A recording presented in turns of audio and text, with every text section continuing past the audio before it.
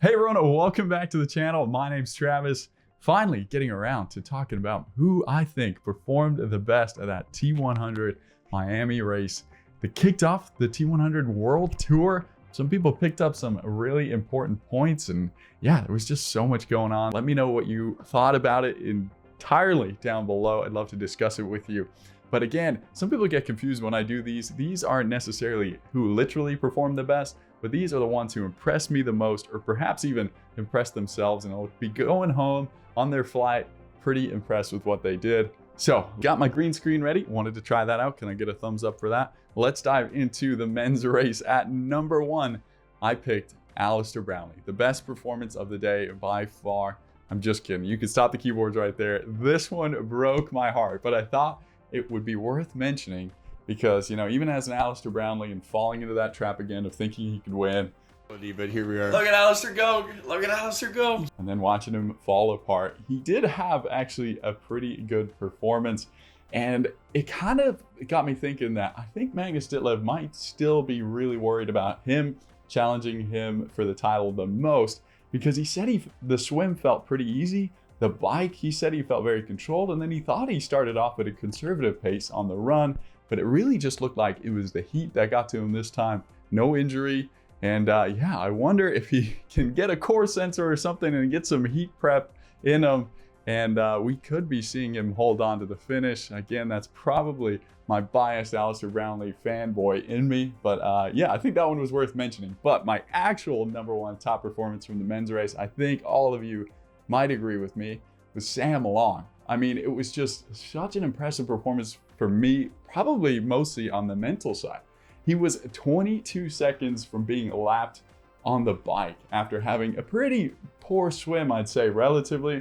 And then for him to turn on those jets and somehow bike all the way to the front of the race, even though he was with 2 other strong bikers in Leon Chevalier and Arthur Horso, those guys could not keep up with him. And yeah, it was just so impressive. But the run really is what gave me goosebumps, watching him catch up and almost believing that he could win the race. I think if it was a 70.3 and he had some extra kilometers, then he might have beaten Magnus Ditlev, which would have been so impressive. I think what was even more impressive is that he's just proved that the bike runner really isn't dead like everybody thought it was, even myself included, where if you can't swim a front pack, you're not going to win these races. I think Sam showed you probably still can, and I wonder if he's making Lionel Sanders think, you know what, probably should have signed up for that T100 series because I might have got a podium. And yeah, huge congrats to Sam again. For me, mental performance that really took the cake here.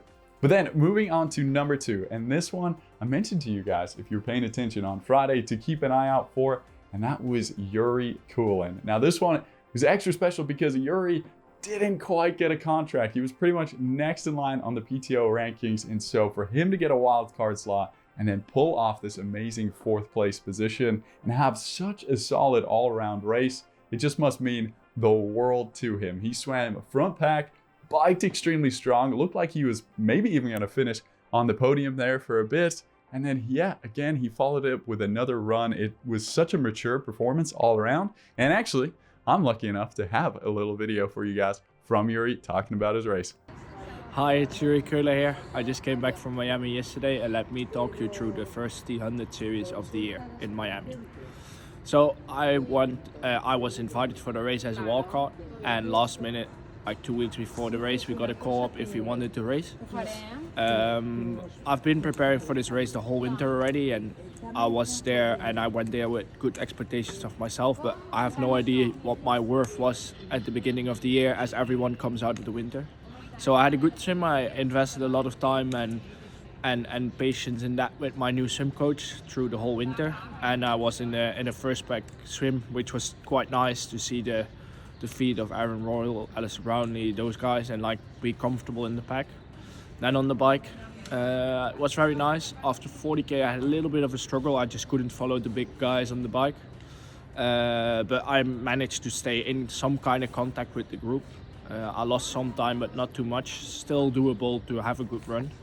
And then on the run, I was very happy and consistent on the run. My pace was very stable, but I just struggled a little bit in the middle with the heat, and I missed the final kick as I would normally have.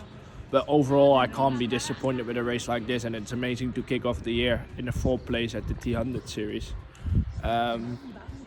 People call it a surprise. I think it is a bit, but for me and my team, we know what we were doing the whole winter, and it feels amazing to walk around town and just know like I'm confident, I'm in there, and I'm happy, and I can't wait for what's next. And thank you very much for your questions, and let's see you on the other side. So yeah, I think he's earned himself another wild card at the very least. And at this rate, he will definitely be earning that contract next year. But then moving back one step to my 3rd best performance on the men's side, and this one goes to Mathis Margerier. I think he was forgotten a little bit about after Sam Long's amazing performance and Magnus Ditlev, of course, but I think he deserves so much credit for the amazing race he had. I mean, he biked the entire race at the front, giving Alistair a nice pacer to follow the whole ride. Unfortunately, he said he just went a little too hard on the bike and thought he lost the podium again like he did at the US Open, but he managed to hang on, and thankfully Alistair and Sam Laidlow blew up and he snagged that 3rd place spot. I think he's becoming a fan favorite, not just for that great accent of his. First hour on the bike, and then Alistair, the 2nd hour. But also because he is just an all-out racer and a monster on the bike. I think there's no way any of us can call Mathis the dark horse or the underdog anymore. He has proven he is a top contender for this T100 World Tour. And then finally, a quick honorable mention goes to another wild card of Menno Koolhaas, finished 6th place. Very, very impressive, and he's proving as well he might be in contention for a T100 contract next year. But moving on from the men's race to the women's race, and there is only one top performance here that we can talk about, and that is India Lee, who surprised us all. Out of the 1,069 participants we had in the first T100 Fantasy, only one person picked her. She was so proud. She reached out to me, and I was proud of her too, because the rest of us didn't get it right. And when you look at her resume, you know, we probably should have paid more attention to India. She's a 3-time 70.3 winner. She's the European short course champion in 2016. So she's got tons of speed in those legs and in those arms for the swim.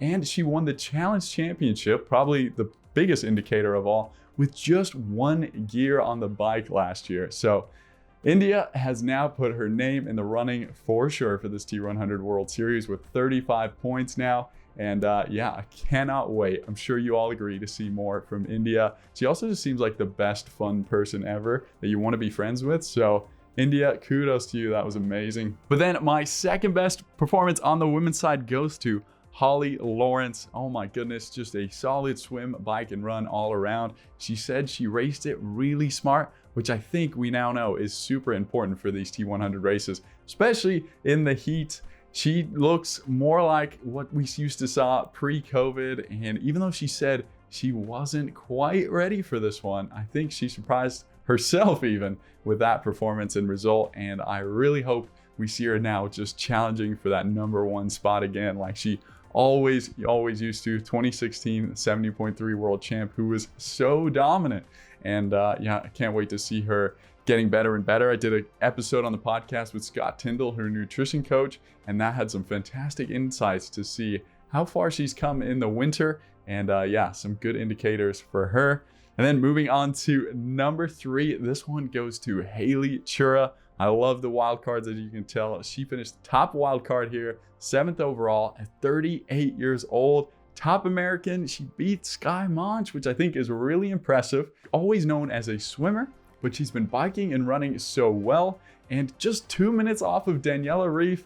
I think that is really impressive from Haley. And I think she's like the other two, Yuri and Menno, might be earning herself a T100 contract next year. At 38 years old, that would be awesome. I'll definitely be rooting for her in the upcoming races. But then lastly, honorable mention goes to Lucy Buckingham, who was going so well on the swim and the bike. And then we all saw that sign from her support team there telling her to pull out.